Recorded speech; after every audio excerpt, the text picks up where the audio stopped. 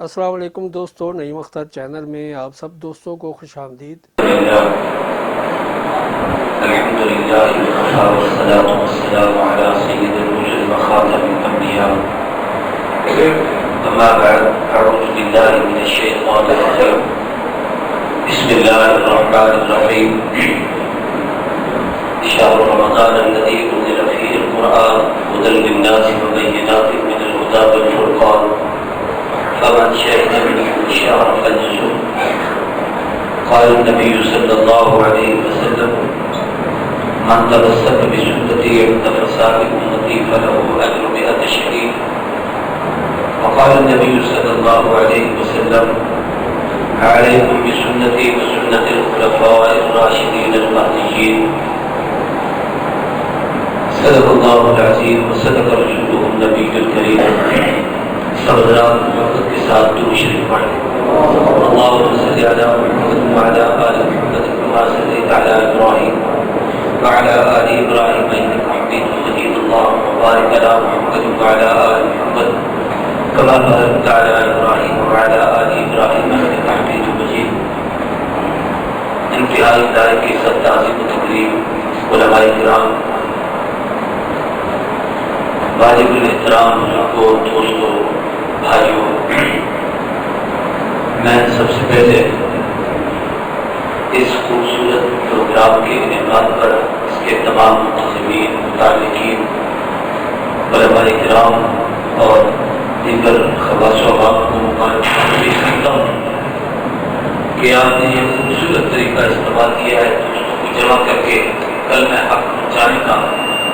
اللہ آپ سب کو اپنی رحمت کی شایع نشان بہتر جزا عطا فرمائے، آمین۔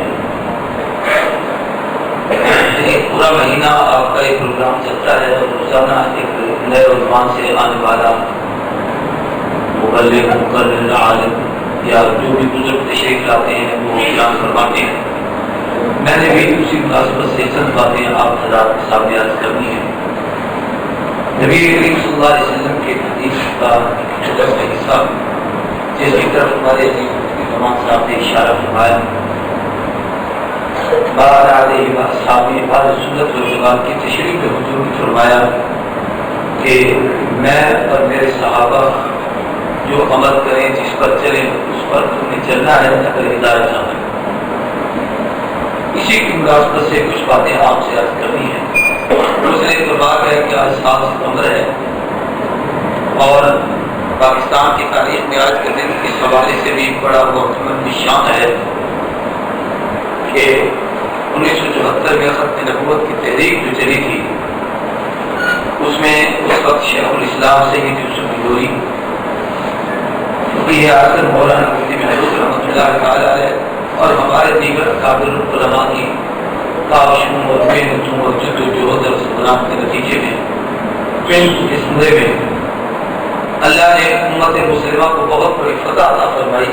قادیانیوں کو غیر مسلم اقلیت قرار دیا گیا، اس پر ہم اپنے رب کا کتنا شکر ادا کریں اتنا۔ حضور اکرم صلی اللہ علیہ وسلم کی ختم نبوت کی خصوصیات بہت ساری ہیں، ان میں سے ایک بہت بڑی خصوصیت حضور کے صحابہ۔ کسی نبی نے پوری زندگی میں کوئی ایسی جماعت نے تیار کی جس جماعت کو بطور نبینا نبی اپنی امت کے سامنے پیش کر کے جائے کہ میں جا رہا ہوں میرے بعد کن لوگوں سے دین کی رہنمائی حاصل کرنا۔ یہ نمونہ ختم نبوت کے صدقے سے حضور صلی اللہ علیہ وسلم نے تیار کیا اور محبوب نے فرمایا کہ لوگوں میں جا رہا ہوں، میرے بعد دین کو سمجھنا ہے تو میرے صحابہ سے سمجھ لیں۔ یہی وجہ ہے کہ جو لوگ حضور کے صحابہ کو معیار نہیں سمجھتے، دین سمجھنے کے لیے ان کو مرکزیت کی حیثیت نہیں دیتے، وہ عملاً اور اعتقاداً ختم نبوت کے منکر ہیں، ختم نبوت پر ان کا ایمان نہیں، وہ پھر حضور کے بعد کئی لوگوں کے لیے معصومیت کا بھی عقیدہ تراش دیتے ہیں اور جناب والا انہیں مخصوص من اللہ بھی کہہ دیتے ہیں، انہیں جناب مسترد الطاعت بھی کہہ دیتے ہیں، اور بھی کئی باتیں ان کے متعلق کہی جاتی ہیں۔ یہ صرف اس لیے کہ صحابہ پر ان کا اعتبار ختم ہو۔ تو بہرحال یہ ایک بابرکت دن ہے، اس دن کے حوالے سے مسئلہ ختم نبوت پر بھی گفتگو ہو سکتی تھی، لیکن جو عنوان ہے میں نے اسی مناسبت سے کچھ باتیں عرض کر دی۔ قرآن مجید کی جس آیت کا میں نے سہارا لیا ہے اس کا اس مہینے کے ساتھ بھی بڑا رب کا تعلق ہے۔ فرمایا شہر رمضان الذی انزل فیہ القرآن، ایمان والو ہم نے تمہیں رمضان وہ مہینہ دیا ہے جس میں قرآن اتارا گیا ہے، اور قرآن وہ کتاب ہے ھدی للناس وبینات من الہدی، جو انسانوں کے لیے ہدایت ہے اور اس میں حق ہدایت کی کھلی کھلی باتیں ہیں۔ حق و باطل کے درمیان یہ کتاب فرق ڈالنے والی ہے۔ جو شخص تم میں سے اس مہینے کو پارے اس کے روزے رکھے، میں کہا کرتا ہوں اللہ کے یوں تو لاکھوں انعام اس امت پر ہیں، ہر انسان پر ہے، ہم ان انعامات میں سے کسی احسان اور انعام کا بدلہ نہیں دے سکتے۔ یعنی اپنے آپ پر غور کرے، وہ قادر ہے، چاہتا ہمیں درندہ بناتا، پرندہ بناتا، کیڑوں مکوڑوں میں شامل کر دیتا، حشرات الارض میں شامل کر دیتا۔ اس کا کتنا بڑا احسان ہے، اس نے انسان بنایا۔ انسانوں میں کتنا بڑا احسان ہے، اس نے کلمہ پڑھنے والا بنایا۔ ان میں کتنا بڑا احسان ہے کہ محبوب کی امت میں بنایا۔ اور پھر یہ تین نعمتیں خدا نے اس امت کو حضور کی نسبت سے ایسی عطا کی جو پہلی امتوں کو نہیں ملی۔ ایک یہ کہ نبی سب کے پاس آئے، آخر الزمان اس امت کے پاس آئے۔ دوسرا یہ کہ کتابیں سب کو ملی، قرآن اس امت کو ملا۔ تیسرا یہ کہ روزے سب کو ملے، رمضان اس امت کو ملا۔ یہ تین نعمتیں بڑی عجیب ہیں۔ نبی سب کے پاس آئے، آدم سے عیسیٰ تک مختلف قوموں کے پاس، لیکن آخر الزمان محمد رسول اللہ اس کے ہمارے حصے میں۔ اور یہ اتنا بڑا احسان ہے کہ رب اس احسان کو کر کے اللہ نے جتلایا کہ لقد من اللہ علی المؤمنین اذ بعث فیہم رسولا من انفسہم۔ ایمان والو، میرا تم پر کتنا بڑا احسان ہے کہ محمد کریم محبوب میرے، پیارے میرے، لاڈلے میرے، چنا میں نے، سنوارا میں نے، حسینوں میں آسن بنایا میں نے، پوری کائنات میں سب سے زیادہ آرا اور فور کو میں نے بنایا ہے۔ راتوں کو رو رو کر کعبے کی چوکٹ کو پکڑ کر خلیل دعائیں مانگے، کلیم آنے کی تمنا کرے، موسیٰ علیہ السلام آمد کی بشارتیں دے، عیسیٰ بشارتیں دے، یہ سب وہ کر رہے ہیں۔ احسان تم پر ہے کہ پھر ماں کے حوالے دعائیں کرتے۔ دوسرا احسان یہ کیا کہ کتابیں سب کو ملی، قرآن اس امت کو ملا، اور یہ قرآن کو کتاب ہدایت ہے جس کتاب کا دنیا میں کوئی مقابلہ نہیں۔ اس وقت دنیا میں جتنے علوم پڑھائے جاتے ہیں، جتنی کتابیں ہیں، ان میں سے کوئی کتاب کلام خدا موجود نہیں، کوئی کتاب ہدایت موجود نہیں، کوئی کتاب نبی کی سیرت موجود نہیں ہے۔ کوئی دنیا کی کتاب ایسی نہیں جو دنیا میں علوم پڑھائے جاتے ہیں جس کو آپ یہ کہہ سکیں کہ اللہ کی طرف سے اس نبی کی پوری زندگی ہے، سوائے قرآن مجید کے، جس کو اماں عائشہ صدیقہ نے کہا قرآن، سارا قرآن حضور کی ہے۔ کوئی کتاب کلام خدا نہیں ہے اس وقت دنیا کے اندر۔ قرآن رب کا کلام ہے، اور آپ یہ سارے پڑھے لکھے دوست بیٹھے جانتے ہیں۔ کلام متکلم کی صفت ہوتی ہے، آدمی جو بولتا ہے اس کے اندر جو ہوتا ہے وہی پا جاتا ہے۔ ڈاکٹر بولے گا اندر ڈاکٹری کفل ہے، زبان پر وہی باتیں آئیں۔ وکیل بولے گا اندر وکالت ہے، زبان پر وہی باتیں آئیں۔ کسی آدمی کے جذباتی آتی ہے، غصہ، گالی گلوچ اس کی فطرت ہے، ذرا سی بات ہوگی وہ گالی گلوچ دے گا۔ جیسا اندر ویسا زبان پر۔ قرآن کیا ہے؟ جو رب کے اندر تھا، اللہ نے اپنی شان کریمی سے جب اس کو ظاہر کیا تو اس کا نام قرآن بنا۔ وہ کریم ہے، بولے ہیں تو قرآن کریم ہے۔ وہ حکیم ہے، بولے ہیں تو قرآن حکیم ہے۔ وہ عظیم ہے، بولے ہیں تو قرآن عظیم ہے۔ وہ جلال والا مجید ہے، بولے ہیں تو قرآن مجید ہے۔ وہ حمید ہے، بولے ہیں تو فرقان حمید ہے۔ تو جو رب کے اندر تھا اللہ نے اس کو ظاہر کیا، اس کا نام قرآن مجید۔ یہ قرآن کی کتاب، ایک یہ کہ قرآن کتاب ہدایت ہے، قیامت تک کے انسانوں کے لیے ہدایت کا ذریعہ قرآن ہے۔ دنیا کی کسی مذہب میں ہدایت کی اور ایسی کتاب نہیں ہے جو انسان کی پوری رہنمائی کرتا ہو، اس کے ایک ایک زندگی کے موڑ پر اس کے لیے رہنما ہو۔ یہ کتاب صرف قرآن مجید ہے۔ دیکھیں ایک بات اس پر میں نہیں بات کرنا چاہتا ہوں، قرآن وحی ہے۔ کیا ہے؟ یعنی اللہ کی طرف سے آئی ہوئی کتاب۔ دنیا میں بہت سارے لوگ ایسے ہیں جو اپنے آپ کو یہ سمجھتے ہیں کہ جی ہم قرآن کو خود سمجھ لیتے ہیں۔ سرکار ٹائپ لوگ ہیں، بڑے پڑھے لکھے ہیں، بڑا ہمارا مطالعہ ہے، اور بعض دفعہ تو بعض لوگوں سے بات ہو تو لوگ کہتے ہیں میں ہی بڑا پڑھا لکھا، میں خود بھی ہے کسی میں خود ایفرٹ کتنی معاف کرنا ہمارے دینی مدارس کی صرف کے گرامر کا میں کہتا ہوں اس کو ایک فارمولہ بھی نہیں آئے گا، ایک سیگا نہیں آئے گا، لیکن یہ اپنے علم کے سوم میں آ کر بات سے لوگ یہ کہتے ہیں. یاد رکھنا قرآن وحی ہے، وحی وحی کو سمجھنے کے لیے صاحب وحی کی ضرورت ہے. وحی کو وحی والا تو سمجھا سکتا ہے، وحی کو وہم والا نہیں سمجھ سکتا. قرآن وحی ہے اور نبی صاحب وحی ہے جن پر وحی اتری ہے. ہم جتنے لوگ ہیں ہم سب انسان ہم وہم والے ہیں، وحی والے نہیں ہیں. بات سمجھ دو بولے کیا واپس کریں خیال، وسوسہ، گمان، تصور.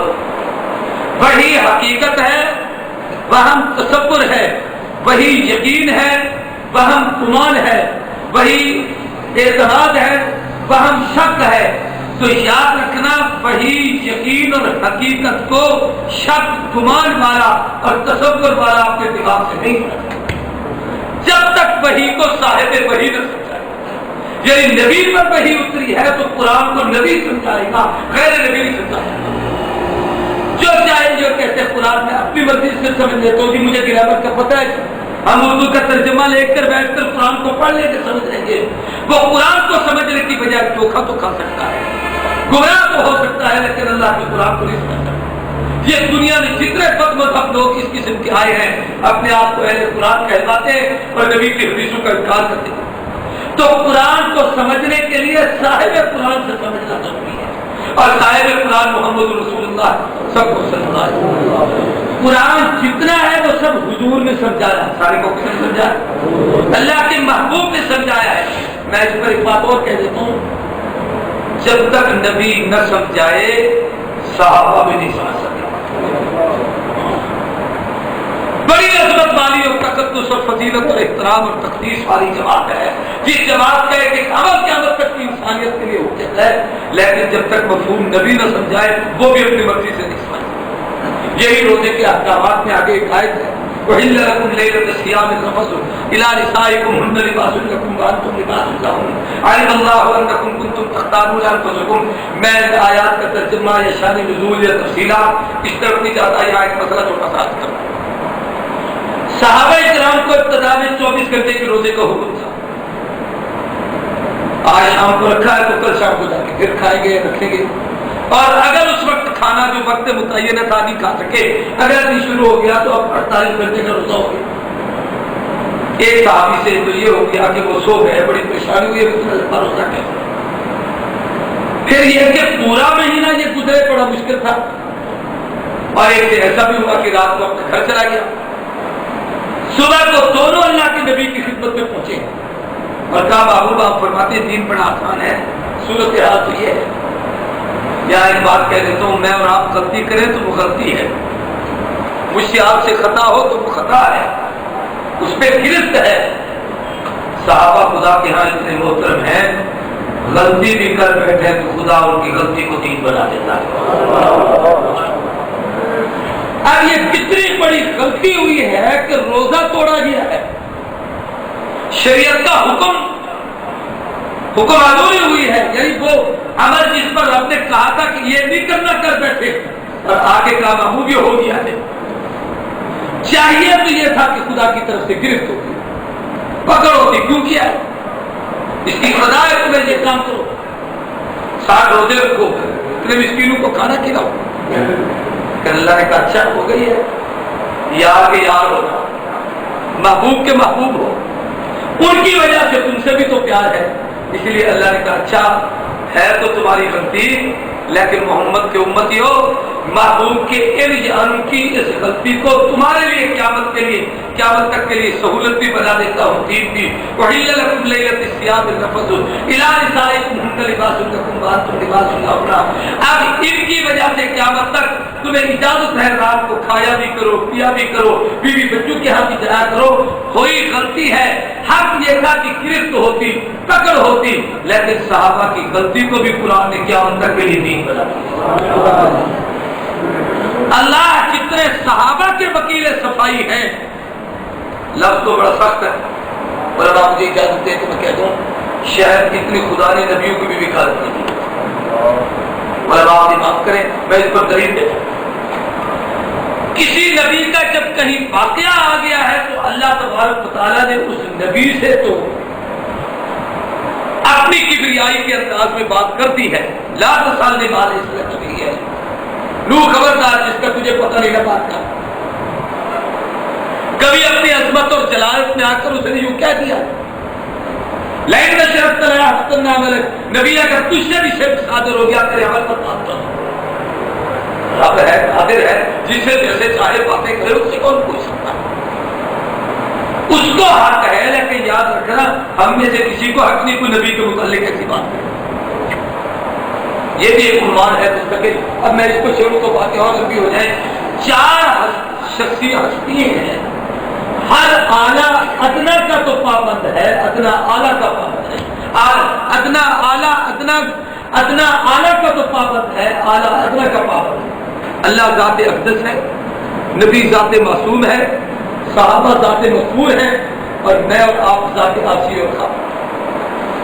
اعلیٰ کو حق ہے ادنا پہ تنقید کر سکتا ہے، رب جو چاہے نبی کو کہہ سکتا ہے. نبی کو حق نہیں خدا سے کوئی بات نہیں. نبی کو حق ہے جو چاہے مغفور صحابہ کو جو چاہے جیسے چاہے کہے، لیکن کسی صحابی کو حق نہیں نبی کی کسی بات پہ تنقید کر. صحابہ کو حق ہے امت کے جس بات پر جو چاہے کہے. ابو حنیفہ کو کہے، مالک کو کہے، راضی کو کہے، غزالی کو کہے، شافعی کو کہے، ان کو حق ہے عظیم سے بات. لیکن کسی بات والے کو حق نہیں صحابہ میں تنقید کر. یہ فرق مراتب ہے. میں یہ بات کر رہا تھا، بات اور طرف میں چلی جائے. اب یہ ہوئی غلطی، چاہیے یہ تھا کہ اس پر گرفت ہوتی، لیکن صحابہ کی غلطی کو خدا نے نہیں بنا. جنگ احد میں واقعہ ہوا، غلطی ہو گئی، صحابہ اوپر سے نیچے اتر، اس کے نتیجے میں 70 صحابہ کی لاشیں پڑ گئی. لیکن حضور بڑے دل برداشتہ ہوئے کہ یہ کیا ہو گیا. محبوب انتہائی پریشان ہے. سگے چچا حمزہ رضی اللہ تعالیٰ عنہ سید الشہداء اسد اللہ علیہ رسول کا ایسا تڑپا ہے. حضور کی اس بے چینی کے باوجود اللہ تبارک و تعالیٰ کا انداز بڑا عجیب تھا. محبوب یاد تیرے ہیں، سنے میں نے، انسان ہے نا، ہو گئی ہے کمزوری، غلطی ہو گئی ہے، اوپر سے نیچے اتر آئے. ان کے حصے میں نے شہادت لکھ رہی تھی، ان کو ذریعہ بنا دیا ہے. اس لیے آپ ان سے ناراض نہ ہو. فاعف عنہم واستغفر لہم وشاورہم فی الامر. عجیب عجیب جملے ہیں اللہ پیارے. فاعف عنہم، میں رب تجھے سفارش کرتا ہوں، تیرے یار میں نے چنے ہیں، ان پہ ناراض رہو تو ان کو معاف کر. اس سے اگلی بات اور جی واستغفر لہم، تو ان کو معاف کر، میں کہتا ہوں. اب اگلی بات اور عجیب ہے. اب تو مجھے کہہ واستغفر لہم، اے اللہ تو ان کو بخش دے. میں تجھے ان کی سفارش کرتا ہوں تو مجھے ان کی سفارش کر. آخر میں اتنی عظیم لوگ تو ہیں، خدا کا بھی انتخاب ہے، نبی کا بھی انتخاب ہے. فرمایا ان اللہ تعالیٰ اختارنی واختارنی اصحابی. اللہ نے پوری کائنات میں سے مجھے چنا، میرے لیے میرے یاروں کو چنا. اب یہ ہوئی غلطی ہے اور خدا نبی کو کہتا تو معافی مانگ. عجیب بات نہیں، غلطی ان سے ہوئی ہے، معافی تو مانگ. غلطی ان سے ہوئی ہے، تو مجھے سفارشیں کر کے ان کو معاف کر دے. میں کہہ رہا تھا کہ صحابہ کی غلطیاں نہیں، اس لیے کسی کو غلطی کو غلطی کہنے کا حق نہیں. کوئی اتنی علماء سے بات. تو بات وہاں سے چلی تھی. قرآن کیا ہے؟ وحی. سارے کو کیا ہے؟ وحی کو سمجھنے کے لیے وہم والے کی ضرورت نہیں، وحی کو وحی والا سمجھائے گا. وہم اور وحی کا فرق سمجھیے. یہ کون سمجھے؟ ادھر دیکھیے، آپ ادھر دیکھنا شروع ہو گئے، سب کو وہم لگ جائے. ایک سیکنڈ میں کروں کہ اتنی سی بات دیکھیں، وہی حقیقت ہے، وہم تصور ہے. کل ہم آ رہے تھے گھومتے تھے، دھوپ تھی تو سڑک پر دھوپ پڑ رہی تھی. ہمارے ڈرائیور کو شدید بخار تھا، بیمار تھا، طبیعت اس کی ٹھیک نہیں تھی. گاڑی چلاتے چلاتے نوز نہیں گاڑی روکنے شروع کر. میں کہا کیا کہتے جی سامنے پانی کھڑا ہو سڑک پر, حالانکہ وہ پانی نہیں تھا, دھوپ جو پڑ رہی تھی نا تو سراب اس کو کہتے ہیں, وہ ایسے لگتا تھا جیسے پانی ہو. یہ کیا تھا؟ سارے کو اونچے مینارے پر یا ٹاور پر یا کسی اونچے درخت پہ آدمی چڑھ جائے گا ایسے لگتا ہے جیسے ابھی بھی نہیں لگتا ہے یہ کہیں یہ مینارہ گر نہ جائے, یہ درخت گر نہ جائے. حالانکہ اس نے گرنا خود ہوتا ہے, اس نے نہیں گرنا ہوتا. تو یہ کیا ہے اس کو؟ یہ وہم کا پاگل وحی الہی کو اپنے دماغ سے کیسے کرے؟ وحی کو صاحب وحی نبی سمجھا سکتا ہے. اس لیے قرآن سمجھ نہیں آتا جب تک پیغمبر کی زبان نہ سمجھ. اور نبی کی زبان کیا ہے؟ حدیث رسول. سارے کو کیا ہے؟ صرف عربی زبان نہیں, یعنی جو جو نبی کی زبان سے نکلا ہے اس کو سمجھو گے تو نبی کی بات سمجھ, اللہ کا قرآن سمجھ آئے. اس لیے پورا ذخیرہ حدیث جتنا بھی ہے یہ قرآن کی تشریح ہے. اگر قرآن میں اقیم الصلاۃ ہے پوری کتاب الصلاۃ اس کی تشریح ہے. قرآن میں آت الزکات ہے پوری کتاب الزکات اس کی تشریح ہے. قرآن میں اتم الصیام ہے پوری کتاب الصوم اس کی تشریح ہے. قرآن میں اتم الحج والعمرۃ للہ ہے پوری کتاب الحج اس کی تشریح ہے. قرآن میں فانکحوا ما طاب لکم من النساء مثنی وثلاث ورباع ہے پوری کتاب نکاح اس کی تشریح ہے. قرآن میں الطلاق والرجعان ہے پوری کتاب الطلاق اس کی تشریح ہے. قرآن میں حل اللہ البیع ہے پوری کتاب البیوع کی تشریح ہے. نبی کی حدیث کو سمجھے بغیر رب کے قرآن کو سمجھنا ناممکن ہے. میں کہتا ہوں قرآن کا ایک ایک حرف ایک لفظ کا مفہوم اپنے دل دماغ سے تم ادا نہیں کر سکتے. لفظ صلاۃ کا معنی اپنی مرضی سے نہیں سمجھا سکتے جب تک نبی کی زبان نبی کی حدیث کو. قرآن کو سمجھنے کے لیے کس چیز کی ضرورت ہے؟ تو جیسے قرآن دین کا سب سے بڑا برکت اور معیار ہے, ایسے حدیث کی دین سمجھنے کا سب سے بڑا معیار ہے. اب اگلی بات ایک چھوٹی سی اور ہے, پیغمبر کی حدیث میں بڑی وسعت ہے. کیا تو حدیث کے لفظ میں اقوال نبی بھی حدیث ہیں, اعمال نبی بھی حدیثیں ہیں, تقریرات حضور کے سامنے جو کچھ ہوا وہ بھی حدیث ہیں, محبوب کے معجزات بھی حدیثیں ہیں, حضور کی خصوصیات کی حدیثیں ہیں. یہ ساری حدیثیں ہیں اور ساری حق ہیں. ساری کا جو ساری کچھ بات دیکھو, ساری حدیثیں ہیں, ساری حق ہیں, ساری سچ ہے, کسی کا انکار نہیں. لیکن ہم نے کس حدیث پر عمل کرنا, ہمارے ذمہ کون سی حدیث ہے؟ تو یاد رکھو نبی کی حدیث میں سے پیغمبر کی جو سنت ہے اس کی اتباع ہمارے ذمہ ہے. کہ حضور نے فرمایا علیکم بسنتی, تم پر میری سنت لازم ہے. من تمسک بسنتی, میری سنت کو مضبوطی سے تھامنا. من احیا سنتی, میری سنتوں کو زندہ کرنا. تو قرآن کی تشریح حدیث میں ہے اور ہر حدیث سنت نہیں لیکن ہر سنت حدیث میں ہے. اس کو سمجھیں, ہر حدیث سنت نہیں لیکن ہر حدیث کس میں ہے؟ ہر حدیث ہر سنت حدیث میں ہے. یعنی جو بھی سنت ہوگی وہ مولوی نہیں بنائے گا, کوئی لیڈر پیر امام مقتدا پیشوا نہیں بناتا. ہر سنت حدیث میں موجود ہے لیکن ہر حدیث سنت نہیں. اس کو آپ یوں سمجھیں اور بڑی آسانی سے بات آپ کو سمجھ آ جائے. مثال کے طور پر حضور صلی اللہ علیہ وسلم نے شق القمر کا معجزہ دکھایا, اشارہ کیا چاند ٹکڑے ہوگا. یہ حدیث میں ہے. سارے کو کس میں؟ مجھے بات ہے کس میں؟ اب یہ حدیث تو ہے, سنت نہیں کہ آپ اشارے یوں کریں اور چاند ٹکڑے کریں. یہ آپ کریں گے تو ہو جائے گا, یا آپ کا حکم ہے, ذمہ ہے کہ آپ ایسا کریں کیونکہ حدیث ہے. سارے بولو. اب یہ حدیث تو ہے مگر سنت سارے کہو. حدیث میں حضور صلی اللہ علیہ وسلم رات کو سوئے ہوں گے, صبح اٹھے, آپ نے وضو نہیں کیا, سیدھا مسجد میں تشریف لے گئے, آپ نے جا کر امامت پڑھا, نماز پڑھا. اب یہ حدیث ہے, آپ نے سے کوئی ایسے کرے گا؟ کیوں حدیث پہ عمل نہیں کرو؟ بڑے ملک کے حدیث ہو, نبی کی حدیث کا انکار کرتے ہو؟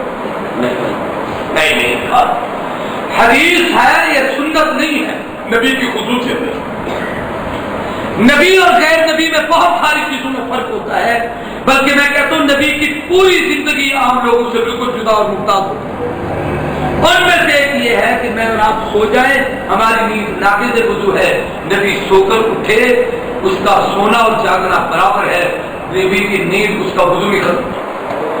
فرمایا طلاق کا ہدایت ہدایت قلبی، میری آنکھیں سوتی ہیں تو خدا کی یاد نہیں جاگتا ہے۔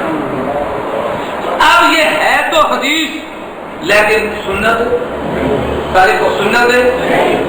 امت کے ذمے ہر حدیث کو ماننا ہے، حدیث کی روشنی میں قرآن سمجھنا ہے، لیکن اس حدیث پر عمل کریں گے جو سنت ہوگی۔ کہہ دو جو کیا ہوگی؟ سنت ہوگی۔ اور پھر یہ سنتیں کہاں سے ملیں گی؟ تو حدیث سے۔ کہاں سے ملیں گی؟ حدیث سے۔ ہر حدیث اپنی جگہ محفوظ اور موجود ہے، حدیث کا ذخیرہ آج تک امت نے محفوظ کیا ہوا ہے، لیکن ہمیں سنت حدیث سے ملے گی۔ اب یہ کون بتائے گا کہ یہ سنت ہے یہ حدیث ہے؟ اس کے لیے سمجھنے کا معیار صحابہ، کیا تو سمجھنے کا معیار، کچھ باتیں کو سمجھنے کا معیار، یہ اس پورے قرآن کا نچوڑ اور خلاصہ ہے جس پر میں آپ گفتگو کرنا چاہتا ہوں۔ اس لیے صحابہ کو قرآن نے بھی معیار قرار دیا اور صحابہ کو حدیث نے بھی حجت اور معیار قرار دیا۔ قرآن کا لوگوں فَإِنْ آمَنُوا بِمِثْلِ مَا آمَنْتُمْ بِهِ فَقَدِ اهْتَدَوْا، اگر ایسے ایمان لائے جیسے وہ لوگ ایمان لائے جن نے پیغمبر کو دیکھا اور نبی کے کلمہ پڑھا، فَقَدِ اهْتَدَوْا، پھر تو تم ہدایت پر ہوگے۔ وَإِنْ تَوَلَّوْا فَإِنَّهُمْ فِي شِقَاقٍ، یہی ہے۔ اور اگر تم نے انکار کیا تو پھر تم شقاق میں ہوگے۔ کس میں ہوگے؟ شقاق تو کیا یہ شک نہیں، شقاق شق آپ دو نقطے ہیں، اس کا معنی ہوتا ہے پھاڑنا چیرنا۔ اگر ان کو معیار نہیں سمجھو گے، ان کے ایمان کی طرح تمہارا ایمان بھی ہوگا تو پھر ساری زندگی شقاق ہوگی، اپنے آپ کو چیرتے پھاڑتے رہو گے ہدایت کے راستے پر کیا سے۔ تو میں عرض کر رہا ہوں کہ صحابہ کو قرآن نے معیار والسابقون الاولون من المہاجرین والانصار والذین اتبعوہم باحسان رضی اللہ عنہم ورضوا عنہ، صحابہ کو سابقون اولون مہاجرین انصار جتنے طبقات صحابہ کے تھے قرآن نے سب کو جمع کر کے کہا والذین اتبعوہم باحسان، خدا کی رضا ان کی طرح چاہتے ہو تو ان کی حسن سلوک سے اتباع۔ احسان کا معنی ہے حسن سلوک، احسان کا عام ترجمہ آسان کہوں کہ والذین اتبعوہم باحسان، صحابہ کی اتباع احسان سے کرو۔ کیا مطلب؟ کہ ان پہ تنقید کیے بغیر ان کی اتباع۔ یہ جو ہے نا وبالوالدین احسانا، ماں باپ کے ساتھ احسان کیا کرو۔ کوئی ماں باپ پہ بھی احسان کر سکتا ہے؟ بولو یار، جب نہیں کر سکتا قرآن نہیں کرتا۔ اس کا معنی بھی یہی ہے کہ والدین کی اتباع کرو لیکن حسن سلوک کے ساتھ، یوں نہیں کہ ماں پہ تنقید بھی کر دی، باپ پہ تنقید کا اچھا مانتا تو لیکن بڈھا تیرا دماغ خراب ہے تو ہمارے گلے پڑ گیا۔ والدین پہ تنقید کیا بغیر ان کی اتباع کرو، ان کو اپنا مقتدا پیشوا اور رہنما سمجھو اور ان کے قدموں میں اپنی جنت کو تلاش کرو، ان کی رضا میں اپنی اللہ کی رضا کو سمجھو۔ جیسے ان کی اتباع کے لیے ضروری ہے ایسے صحابہ کی اتباع کے لیے احسان کا لفظ استعمال کرنا ہے کہ والذین اتبعوہم باحسان، ان کی اتباع کرنی ہے تو حسن سلوک کے ساتھ کرنا، کسی بھی صحابی کو تنقید کیے بغیر اتباع کرنا۔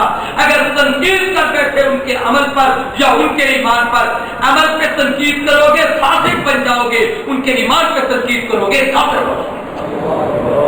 ایمان صحابہ ایمان کے لیے معیار ہے، اعمال صحابہ اعمال کے لیے معیار۔ اس لیے دونوں چیزوں میں صحابہ کو قرآن نے ایمان کا معیار بتایا، ان آمنوا بمثل ما آمنتم به فقد اهتدوا، ان کی طرح ایمان ہوگا تو کامیاب ہو جاؤ گے۔ اور قرآن حدیث میں فرمایا کہ دیکھ لو یاد رکھو جو میرا عمل ہو ما انا علیہ، جس پر میں چلوں، واصحابی، اور میرے صحابہ جس پر چل رہے ہو اس کو دین سمجھنا۔ میرے اور میرے صحابہ کے عمل سے ہٹ جاؤ گے تو گمراہی کی طرف چلے گا۔ میں اصول و فارمولہ کرتا ہوں، اس کی طرف توجہ کریں، بڑی چیز بات ہے، پھر تک دیکھیں پوری توجہ سے بات کو سمجھنا۔ ایک کام نبی نے بھی کیا صلی اللہ علیہ وسلم، صحابہ نے بھی کیا، صحابہ نے بھی اور پیغمبر کو دیکھ کے کیا، کیونکہ یہ حضور نے کیا ہے اس لیے ہم کریں گے۔ اب وہ کرنا ہمارے ذمہ ضروری ہے، کیا وہ کرنا ہمارے ذمہ، جیسے حضور نے کیا ویسے صحابہ نے کیا تو وہ کرنا ہمارے ذمہ ضروری ہے۔ اس کی وجہ یہ ہے کہ یہ کام امت کی ضرورت تھی تب تو صحابہ نے کیا، یہ نبی کی خصوصیت نہیں ہوگی، پیغمبر کا معجزہ نہیں ہوگا، نبی کا تفرد نہیں ہوگا، یہ امت کی ضرورت ہے، اس لیے صحابہ کرام کیا۔ اس میں پوری کی پوری سیرت کو لے لیں، پوری زندگی لے لیں، پوری کے پورے حالات سامنے رکھ لیں، کوئی بات بھی لے آئیں، اس کو اس میں آپ نمونے کے طور پر کر سکتے ہیں۔ اسی چیز کو آپ لیں، حضور نے جیسے وضو کیا صحابہ نے ویسے وضو کیا، محبوب نے جیسے کنگا کیا صحابہ کرام نے کنگا ویسے دیا، حضور نے جیسے سرما ڈالا صحابی نے ویسے ہاتھ میں سرما ڈالا، محبوب نے جیسے نماز پڑھی صحابی نے ویسے نماز پڑھ کے دکھائی۔ یہ ہے کہ جیسے حضور کے عمل کو صحابہ نے کر کے دکھایا، حضور نے فرمایا براہ راست میری حدیثیں پڑھنے کی بجائے میرے صحابہ کو دیکھ لینا، جو عمل وہ کر رہے ہوں اس عمل کو کرتے رہنا، یہ دین حضور نے بھی کیا صحابہ نے بھی کیا، وہ کرنا کیا ہے دین، سارے کو وہ کرنا، حضور نے بھی کیا صحابہ نے بھی کیا، وہ کرنا دین۔ اب دوسرا، حضور نے ایک کام کیا اور صحابہ نے حضور کو دیکھا کہ حضور نے کیا، مگر پھر بھی صحابہ نے وہ کام نہیں کیا، کیا تو پھر بھی صحابہ نے وہ کام حضور نے کیا اور صحابہ نے حضور کو دیکھا کہ حضور نے کیا اور وہ کر کے بھی صحابہ نے پھر بھی وہ کام نہیں کیا، تو یاد رکھو میں اور آپ صحابہ سے زیادہ حضور کے دیوانے نہیں، حضور کے محب نہیں، ہم نے حضور کا زمانہ پایا نہیں، حضور کو عمل کرتے دیکھا نہیں، ان سے زیادہ حضور کی اتباع کرنے والا، حضور کا سچا دیوانہ کائنات میں کوئی نہیں۔ اس کو نہ کرنا دین ہے، اگر کرو گے تو گنہگار ہوگے۔ صحابہ حضور نے کیا، صحابہ نے دیکھ کر بھی نہیں کیا، اب یہ نہ کرنا دین، کرو گے تو اب یہ نہ کرنا دین ہے، اس لیے کہ صحابہ نے نہیں کیا اس لیے ہمیں بھی نہیں کرنا چاہیے۔ میں اس کی مثال دیتا ہوں آپ کو، حضور اکرم صلی اللہ علیہ وسلم نے کتنی شادی کی جی؟ 11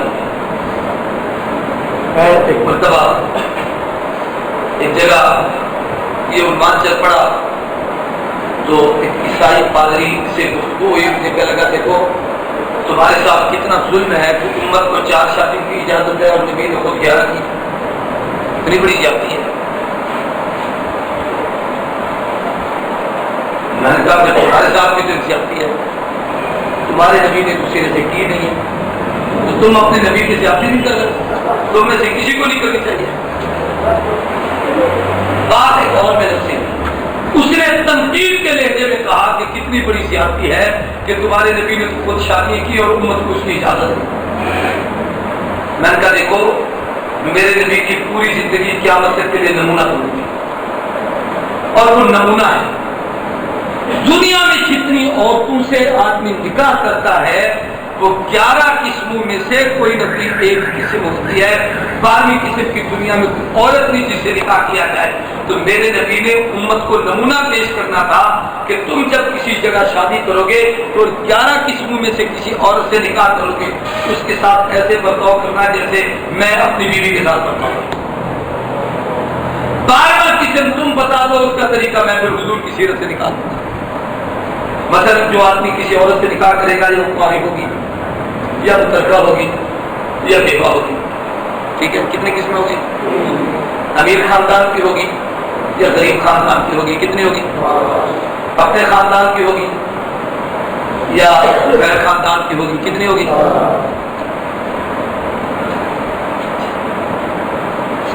وہ جس عورت سے نکاح کرے گا یا وہ پاکی ہوگی اور آزاد ہوئی ہوگی، یا وہ غیر مسلم سے مسلمان ہوئی ہوگی. کتنی ہوگی؟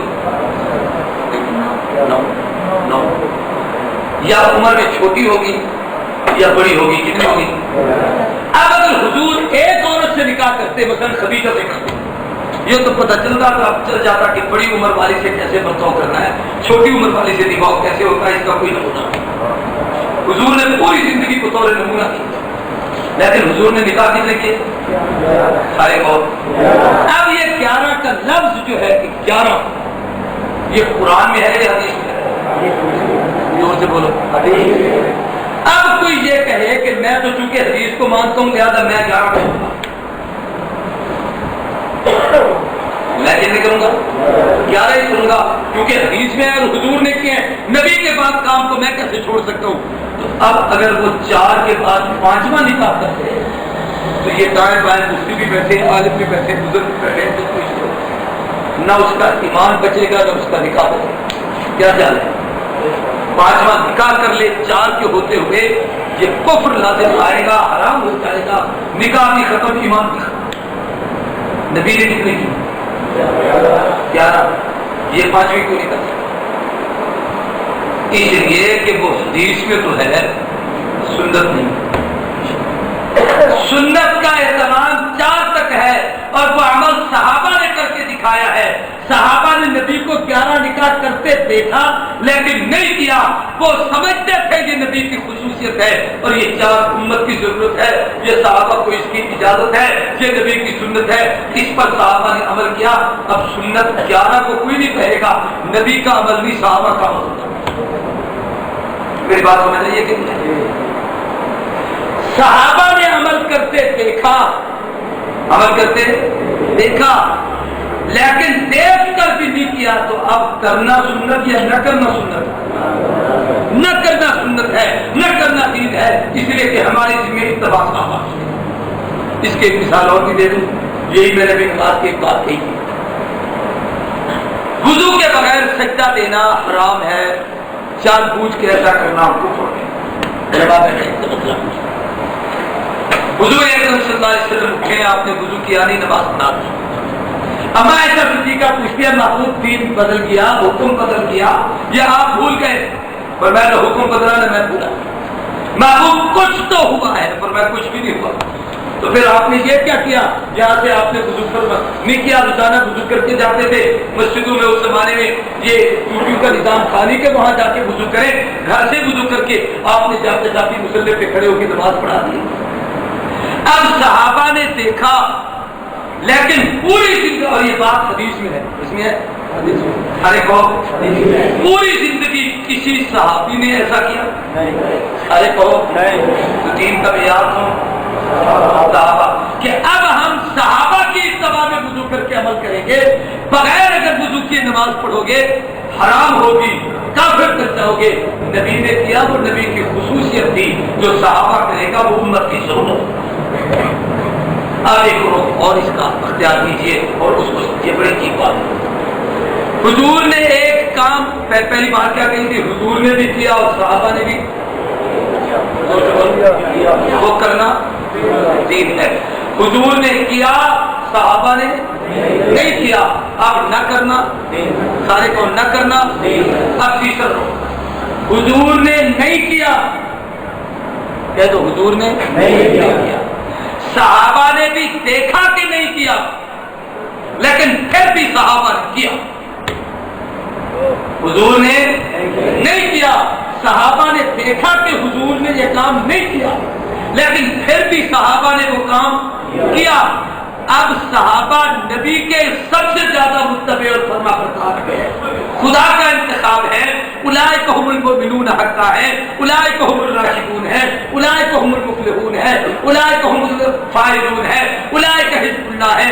خدا کی جماعت ہے، اللہ کا انتخاب ہے، نبی کی دعا ہے، نبوت کی قربت ہے، نبی کے شاگرد ہیں، براہ راست پیغمبر کے نیک عمل کو دیکھ رہے ہیں، اللہ کی طرف سے رضی اللہ عنہم و رضوان رضا کے پروانے ہیں۔ مولانا عبد الشکور دین پوری مرحوم ایک جملہ کہا کرتے تھے، فرمایا کرتے تھے کہ لوگوں تم ساری زندگی عبادت کرو، ریاضت کرو، مجاہدے کرو، تسبیح پڑھو، چلے کاٹو، رٹے لگاؤ، ذکر اذکار کرو، تمہارے گلے بیٹھ جائے، تمہاری عمریں بیت جائے، خدا کی قسم کوئی شخص جنتی ہونے کا دعویٰ نہیں کر سکتا کہ میں جنتی ہوں۔ فرمایا کالا بلال کعبے کی چھت پر کھڑے ہو کر اشہد ان محمد رسول اللہ کہنے والا وہ دعوے سے کہہ سکتا ہے کہ جنت میری ہے، میں جنتی ہوں۔ اس لیے تو اس کو خدا کی رضا کا پروانہ ہے، رضی اللہ عنہم و رضوان، اللہ ان سے راضی ہے، وہ رب سے راضی ہے۔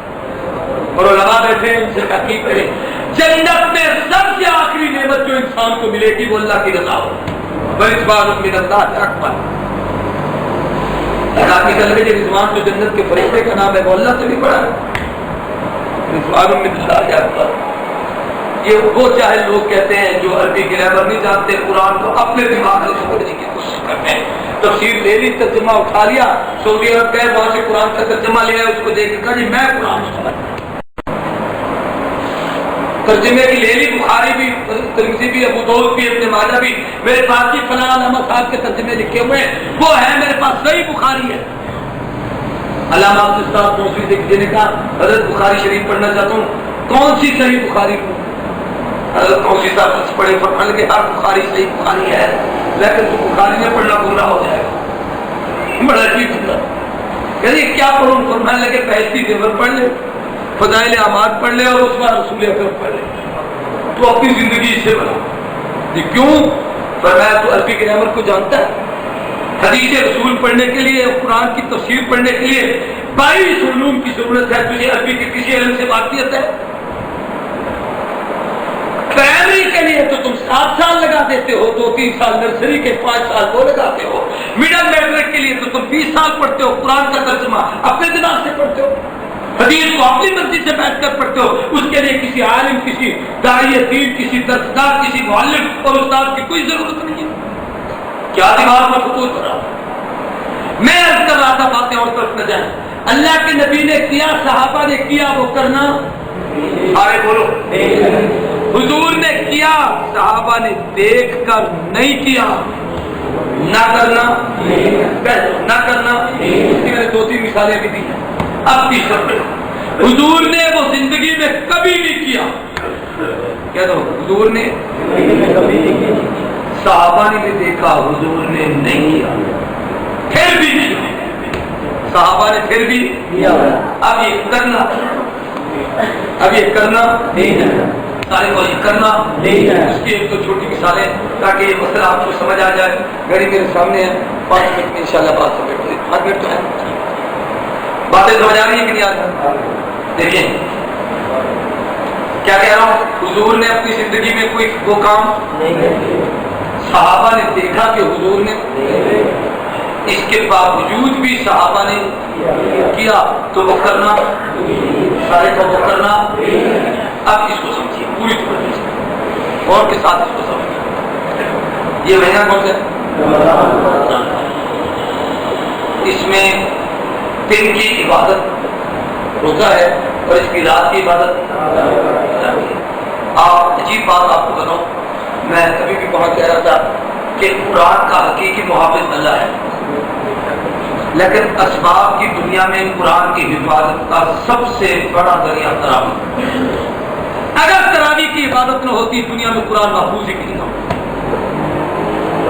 لوگ رمضان آنے سے پہلے تلاش کرتے ہیں اس مسجد میں کون پڑھے، یہاں کون پڑھے، اس تراویح کا اہتمام کس نے کرانا ہے، میرا بیٹا کہاں پر پڑھے گا، کوئی کہتا ہے ہال میں پڑھ لے، کوئی کہتا ہے دکان میں پڑھ لے، کوئی کہتا ہے یار کسی کے مقام میں پڑھ لے، لیکن قرآن پڑھنے کا رواج اور یہ یاد ہوتا ہے۔ جس کا بچہ قرآن تراویح میں نہیں سناتا قرآن اس کو محفوظ نہیں ہوتا۔ اور دوسری بات، جس قوم کے مذہب میں تراویح کی عبادت نہیں، ان کے سینے میں قرآن بھی نہیں، پوری دنیا کو چلے۔ قرآن کی حفاظت رمضان کے ذریعے سے ہے۔ میں ایک بات آپ سے عرض کرتا ہوں، پھر رمضان مبارک میں آپ لوگ قرآن پڑھتے ہیں، صحیح کہو، معمول کے مطابق یا اس سے زیادہ؟ کتنا زیادہ کہ کئی کئی ختم لوگ کرتے ہیں، کئی کئی ہمارے بزرگوں کے واقعات بہت سارے اپنی جگہ پر ہیں، دن کو ختم، رات کو ختم، تراویح میں ختم، تہجد کے نوافل میں ختم، بار بار قرآن پڑھا جاتا ہے۔ ویسے حدیث میں ابھی آرام سے اطمینان کے ساتھ بھی پڑھو، اگر کسی قسم کا اضطراب اور پریشانی نہ ہو تو 3 دن میں ختم کر دیا کرو۔ اب یہ جو قرآن ختم کرتے ہیں ہم روزانہ، دوسرے چوتھے 8ویں 10ویں پڑھتے ہیں، رمضان کے مہینے میں حضور اکرم صلی اللہ علیہ وسلم سے پوری زندگی میں قرآن کا ایک ختم ثابت کرنا۔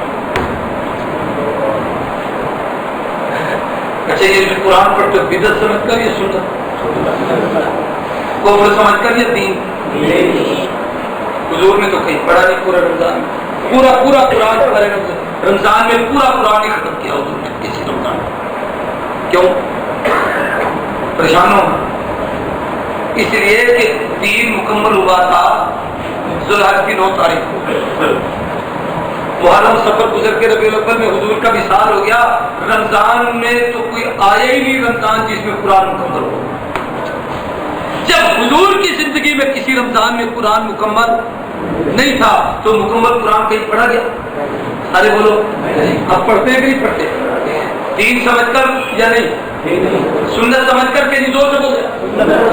اب یہ کرنا کس کا عمل ہے؟ کس نے سکھایا؟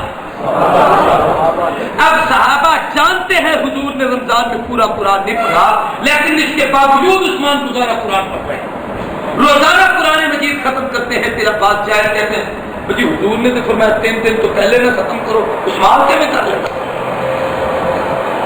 ارے اللہ کے نبی نے تیری سہولت کے لیے کہا، عثمان ابن عفان قرآن اور نبی کی محبت میں کر رہا ہے، اس پہ یہ کیفیت طاری ہے کہ اس کی زبان کے سوائے قرآن کے آتا کچھ نہیں، اس لیے فرمایا تو اپنی سہولت کو اگر سامنے رکھے تو چلو یوں پڑھ لیا کر۔ عثمان محبت میں پڑھتا ہے، وہ بے شک پڑھ لیا۔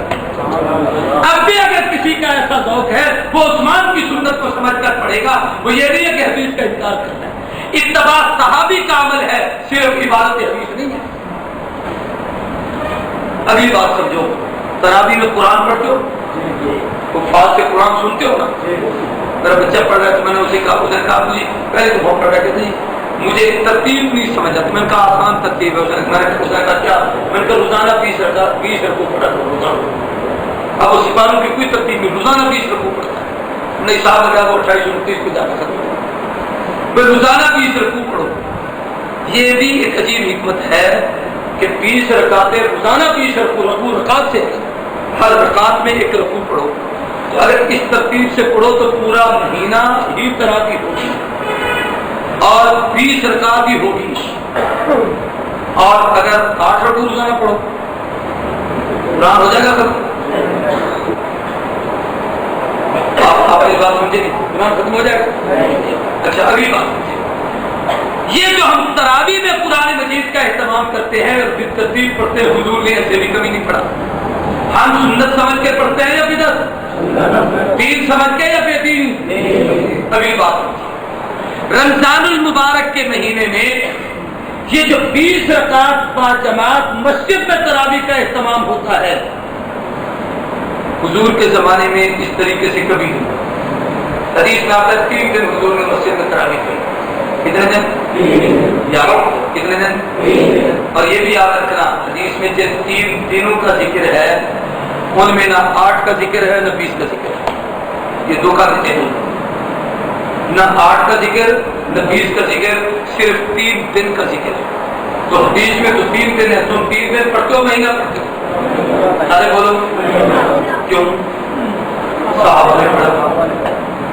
عمر بن خطاب مسجد میں تشریف لائے، مختلف لوگ مختلف جگہ پہ کھڑے تھے، سب کو اکٹھا کیا۔ ابی بن کعب انصاری رضی اللہ تعالیٰ عنہ اس امت کے سب سے بڑے قاری کو مصلی پہ کھڑا کیا اور پیچھے سب کو صفوں میں کھڑا کر کے کہا نماز پڑھو، اور 20 رکعت کا اہتمام کرایا، پھر ترتیب قرآن پڑھوایا اور پوری امت کو یہ قرآن سمجھنے اور سننے کی گویا ایک طبیعت اور مزاج بنایا۔ اب یہ صحابی کا عمل ہے اور یہ سنت ہے، اور وہ سنت آج تک پوری امت میں جاری ہے۔ توجہ سے بات کو سمجھنا، حضور نے پورا قرآن کبھی نہیں پڑھا، ہم دین سمجھ کے پڑھتے ہیں۔ روزانہ تراویح میں قرآن ترتیب سے نہیں پڑھا، ہم سنت اور دین سمجھ کے پڑھتے ہیں۔ حضور نے 20 رکعت کو اس ترتیب سے اہتمام کے ساتھ نہیں پڑھا، ہم اس کو دین و سنت سمجھ کے پڑھتے ہیں، اس لیے کہ معیار حق اور حجت صحابہ کا عمل ہے۔ حضور نے فرمایا میں کروں وہ بھی دین ہے، جو میرے صحابہ کریں وہ بھی۔ اب اس کو دین سمجھ کر کرنا، کبھی مت سوچنا کہ میں اپنی مرضی سے کر رہا ہوں، یہ سارے کے سارے اعمال دین ہیں۔ اس پر ایک بات عرض کروں، حضور نے صحابہ میں سے حضرت دیکھیں، ہر صحابی کا عمل حجت ہے، لیکن پوری تو بچو، سنت صرف خلفاء کا عمل ہے۔ کہہ دو سنت صرف، ہر صحابی کا ایمان ہمارے ایمان کے لیے حجت ہے، اعمال ہمارے اعمال کے لیے حجت ہے، لیکن سنت خلفاء راشدین کا عمل۔ اس لیے حضور نے فرمایا میری سنت اور میرے خلفاء کی سنت پر عمل کرنا۔ نبی کی سنت کو سمجھنے کا معیار خلفاء کی سنت ہے۔ ایک آدمی کہہ رہا ایک عمر کی بدعت ہے، 8 رکعت عشیری کرنی۔ میں نے کہا پاگل کہیں کہ نبی نے عمر کو اسلام کی عزت کے لیے مانگا تھا یا بدعت کے لیے مانگا تھا؟ نبی تو کہے اللہم اعز الاسلام کے عمر بن الخطاب، اور تو کہتا ہے میں بدعت ہے، میں اس کو نہیں مانتا۔ اور جو کام عمر نے کیا خدا کی قسم اسلام کی عزت کے لیے۔ کبھی آپ دیکھیں تراویح میں کیا منظر ہوتا ہے مسلمانوں کا، یہ اسلام کو عزت ہے۔ پردے میں کیا عظمت ہے مسلمانوں کو، یہ عمر کے صدقے اسلام کی عزت ہے۔ جناب غیرت میں کیا عظمت ہے، یہ عمر کے صدقے عزت ہے۔ یہ ساری باتیں اللہ نے عمر بن خطاب کے واسطے سے عطا فرمائی۔ تو دین کو سمجھنے کا معیار صحابہ ہے، صحابہ کا ایمان ہمارے ایمان کے لیے حجت ہے، صحابہ کے اعمال ہمارے اعمال کے لیے حجت ہے۔ کسی صحابی کی اقتدا کرو گے، فرمایا جس کے پیچھے لگو گے فَبِأَيِّهِمْ اقْتَدَيْتُمْ اهْتَدَيْتُمْ، ہدایت پا جاؤ گے۔ لیکن سنت عمل کن کا؟ سارے کہو خلفاء۔ اب یہ اعتراض بھی بدبخت کرے کہ یہ تو عمر سے کام شروع ہوا، ہم کہیں گے چلو عمر سے ہوا، عثمان نے اعتراض کیا، عمر سے ہوا، علی تنقید کرتے تھے۔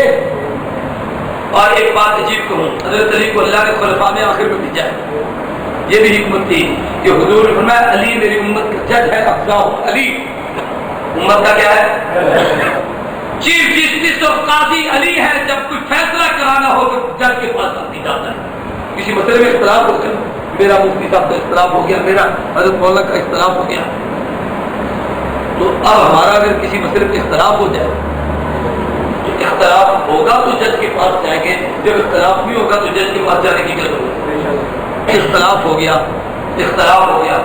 کہ جی ہم 20 رکعت پڑھیں یا 8 پڑھیں، تو اب ہم دنیا کے کسی فیصلے، کسی کتاب، کسی اور آدمی کے پاس جانے کی ضرورت نہیں۔ نبی نے جس کو امت کا جج کہا اس کے پاس وہ کون؟ ارے کہو سیدنا علی کرم۔ یہ مہینہ حضرت علی کا بھی ہے، پھر کبھی موقع ہوگا تو علی کی لطافت کی، ظرافت کی، ان کے علم کی، ان کے تفقہ کی، ہماری پوری فقہ امام اعظم نعمان بن ثابت ابو حنیفہ کی فقہ علی بن ابی طالب کی فقہ سے مستنبط ہے۔ جس کوفے کا نام لے کر آج لوگ ظالم کوستے ہیں، ان کو پتہ نہیں عمر بن خطاب نے اس کو آباد کرنے کی ابتدا کی تھی، علی بن ابی طالب نے وہاں حکمرانی کی تھی، امام اعظم ابو حنیفہ کا علم وہاں پہنچا تھا، عبداللہ ابن مسعود کی فقاہت وہاں تھی، ابو حنیفہ نے وہاں بیٹھ کر علی اور عمر بن خطاب کے علم سے علم حاصل کر کے پوری امت کو علم دیا۔ یہ مستقل عنوان ہے، پھر حدیث پر باتیں ہوں گی۔ میں جو بات آپ کو سمجھانا چاہتا ہوں، اب ہم اپنے اس چیف جسٹس قاضی امت اور جج علی بن ابی طالب کی خدمت میں گئے، حضرت اختلاف ہو گیا، یہ کہتا ہے 8 میں کہتا ہوں 20، ہم کتنی پڑھیں؟ علی نے عجیب کیوں کہا، فرمایا نحن نصلی خمس تطویعات، ہم تو بھائی میں جج ہوں، ہمارا فیصلہ سنو، ہم تو 5 تربیحیں پڑھا کرتے تھے، اور تربیہ کہتے ہیں 4 رکعت پڑھ کے تھوڑی دیر بیٹھنے کو، ہر 4 رکعت کے بعد تھوڑی دیر بیٹھ جاتے تھے۔ اس طریقے سے اگر 5 دفعہ کریں تو کتنی ہوں گی؟ 5 ہوگی۔ تو یہ فیصلہ کس کا ہے؟ جج کا۔ فیصلہ کس کا ہے؟ کس کا جج؟ نبی نے جس کو جج بنا۔ اب جو نبی کے جج کے فیصلے کو نہ مانے، دنیا کی عدالت کے فیصلے کو نہ مانو تو باغی ہو، نبی کے جج کے فیصلے کو نہ مانو تو اس سے بڑا باغی کوئی نہیں جو نبی کی عدالت کے فیصلے کو نہ مانو۔ اختلاف ہو گیا، ہم نے اس اختلاف کو اسلام کفر کی بنیاد نہیں بنایا، میں ان کو سمجھانا چاہتا ہوں جو بناتے ہیں تو یوں کریں گے یا یوں کریں، اختلاف ہو تنقیدی پہلو نہیں، تعمیر کے لیے۔ اور یہ کوئی بات نہیں، نماز ہی پڑھنی ہے، ادھر بھی پانچ لیا ادھر بھی پانچ لیا، ہم نے کسی کو کافر نکالنے کا ٹھیک ہے آپ کی ہدایت کا مت کرنا، لیکن اگلے نے کہا تیری ہوئی نہیں، بڑے غصے تمہاری ہوئی نہیں، ہم نے کہا چلو جج کے پاس، ہم حضرت علی کی خدمت میں آئے، شیر خدا آپ بتائیں، اور میں نے دائیں ہاتھ بائیں ہاتھ میں رکھ کے ناف کے نیچے باندھنا اللہ کے نبی کی نماز کی سنتوں میں سے ایک سنت ہے۔ سنت کا لفظ دکھا دو، خلیفہ راشد کا قول دکھا دو، امام عادل کا فیصلہ دکھا دو، اور اس طریقے سے ہاتھ باندھنے کو اللہ کے نبی سے اور خلیفہ سے ثابت کر دو، ہم قبول کر لیں گے۔ جو روایت تم نے پیش کیا ہے نہ اس میں سنت کا لفظ ہے نہ کسی خلیفے کا قول ہے، یہ خلیفہ کا قول بھی ہے، اس میں سنت کا لفظ ہے، ہم سنت کے بھی پابند ہیں خلفائے راشدین کے۔ ایک بات کہہ کے آخر میں ختم کروں، دل میں ابھی اللہ نے ڈالی، یہ جو الحمد سے والناس تک پورا قرآن ہے نا، اس کی عملی تفسیر پوری دنیا میں صحابہ کا کون ہے؟ اس لیے حضور نے صحابہ کو معیار بنایا کہ ان سے دین سیکھنا کہ قرآن پر یہ عمل کرنے والا۔ میں اس کی ایک دو مثالیں آپ کو دیتا ہوں چھوٹی سی، کہ صحابہ نے عمل کیا ہے اور کسی نے۔ وضو ٹوٹ جائے وضو کرو پھر نماز پڑھو، نبی کا تو نبی کی تو نیند ناقض وضو نہیں بنی۔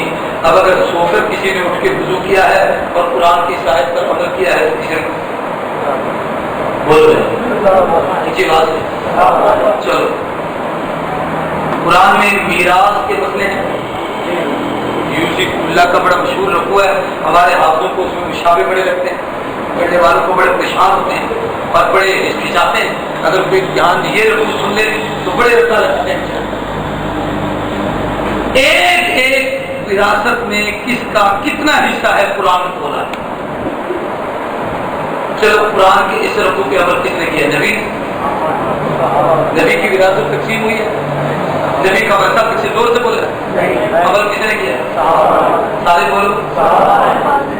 قرآن میں نکاح کے قانون ہے، فَانكِحُوا مَا طَابَ لَكُم مِّنَ النِّسَاءِ مَثْنَىٰ وَثُلَاثَ وَرُبَاعَ، اجازت ہے تمہیں 2 نکاح کرو، 3 کرو، 4 کرو، آگے 5ویں 6ویں 7ویں 8ویں 9ویں اجازت ہے تذکرہ نہیں۔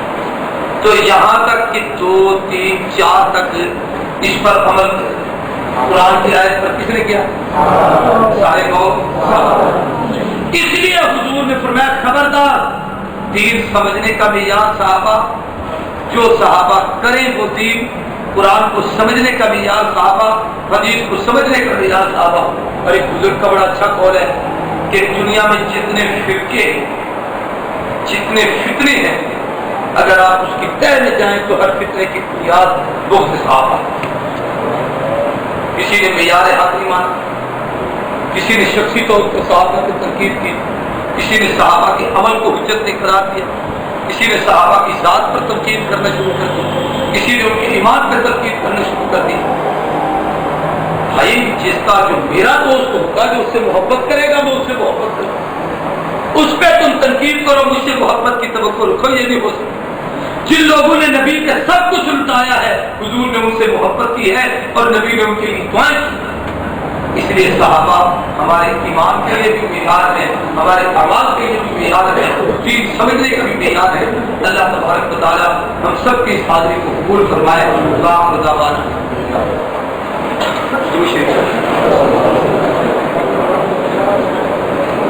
اللهم اعنا على ذكرك وشكرك وحسن عبادتك اللهم انا نسالك ما سألك ونعوذ بك من شر المستعان انت المستعان وعليك البلاغ ولا حول ولا قوة الا بالله۔ اے اللہ دوستوں نے بڑی محنت کے ساتھ اس کام کو کیا ہے، آخر تک اے اللہ ان کو اس کی بہار نصیب، اس کے بہتر اثرات مرتب فرما۔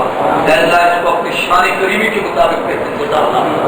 اس کے جتنے معاونین ہیں، منتظمین ہیں، متعلقین ہیں، جن لوگوں نے اس پر جو خرچ کیا ہے اللہ سب کی اس کاوش سے دوبارہ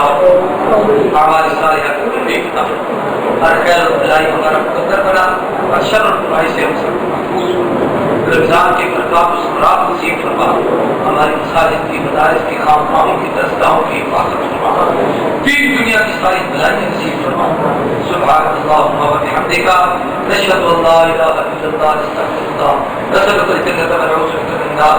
ایک دعا بتاتا ہوں، سب یاد کر لیں اور رمضان کے مہینے میں پڑھا کریں۔ حضور نے فرمایا 4 کام اس میں کثرت سے کیا کرو، لا الہ الا اللہ کلمہ توحید پڑھا کرو، اور استغفار کیا کرو، جنت طلب کیا کرو، جہنم سے پناہ مانگا کرو۔